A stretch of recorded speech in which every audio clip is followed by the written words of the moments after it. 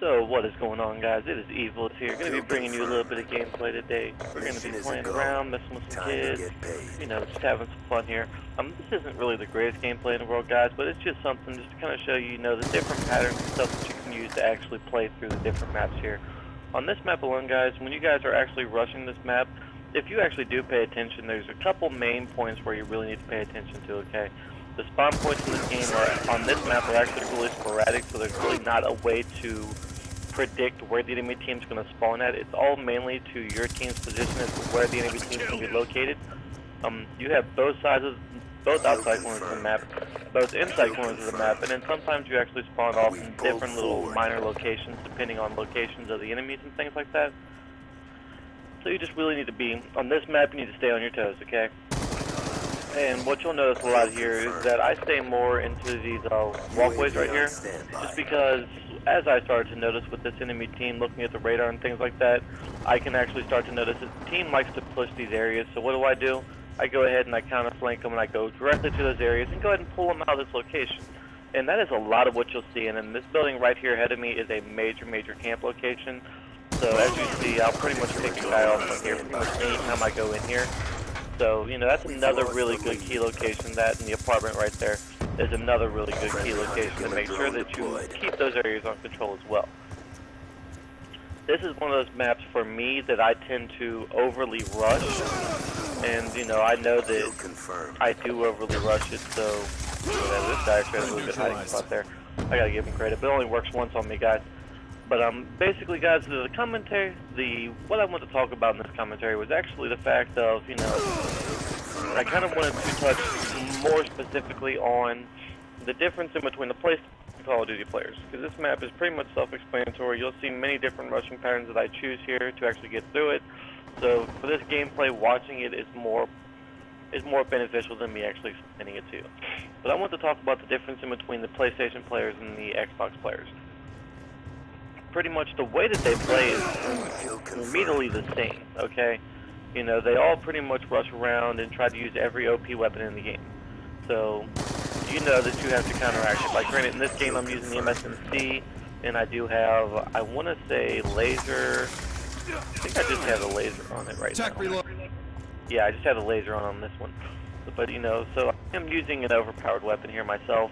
Knowing that I'm going to be doing a lot of close quarters encounters and things like that is the reason why I went ahead and chose the more overpowered weapon. Plus, I like using this weapon, it's fun.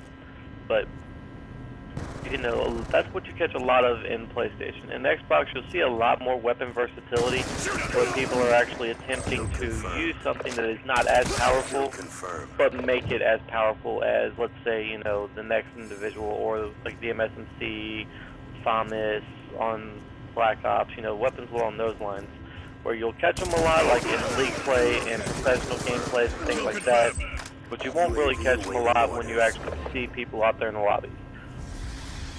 And, you know, that's one of the things that I do like on the Xbox versus the PlayStation is the weapon versatility that you yourself can use. You can actually spend the extra time to learn the other weapons and figure out something that works better for you. So what I actually catch myself a lot doing is I'll go over to the Xbox if I see a class that actually works, or if I see a class that I want to try out, I'll go ahead and do it on the Xbox and I'll bring it over to the PlayStation and actually directly input it once I realize that it's a good working class on the Xbox. And another thing that I catch a lot of with the PlayStation players is the fact that with PlayStation players, they're not really as campy as Xbox players are, but you still do get the major aspects of the campers. So, you know, you'll notice a lot on the Xbox where you'll have those teams that they post up together, they're camping each other's backs. It's more of a team-based style gameplay. Whereas when you're on the Xbox, you're going to catch a lot more of the individuals rushing. When you're on the PlayStation, I apologize. You're going to catch a lot more solo-based individuals running around, going after their kills and things like that. You won't really catch a lot of really campy gameplays. So that's a major plus for me. You know, I hate campers with a passion. I can understand controlling a location on an objective-based gameplay, but when you're playing something like Kill Confirmed where your objective is consistently moving, then I don't understand why you would actually be camping in one spot, except for if you're you're basically locked into a position. And there's a few times where that does happen to me, and you're trying to move out of that location, but it just doesn't work. So, you know, that's the only time you'll really ever catch me hardcore camping, unless, of course, I'm playing something to where I need to control a specific location, i.e. hardpoint, domination. There's point-specific objective gameplays where you actually need to be specifically on that one location to be beneficial to your team. And as I stated in previous commentaries, I'm that type of player that I'm not worried about what your stats are as much as I'm worried about what your win-loss ratio is.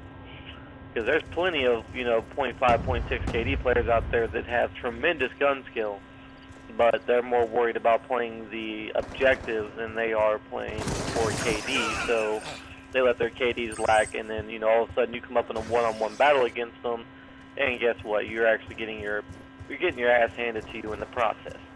So that is that's one of the main reasons why you really won't catch me call someone out for doing bad in the game. If you're handling that objective, and I see that you have, let's say, 13 defends and 4 captures, but yet you've only gotten, you know, 20 kills and you got 32 deaths, I'm not going to say that much to you. You were directly playing that objective. You were more beneficial to the team probably than I was. And, you know, on that game, I'm just going to throw out random numbers here. I probably got, you know, 56 kills and 10 deaths. You know, so you were more beneficial to the team than I was. Granted, I was controlling that objective and making sure that the enemy team does not have a way to get to that individual that is capturing that current objective. So, you know, the play style does matter a lot when it comes into a Call of Duty gameplay. You know, especially for an objective-based game mode.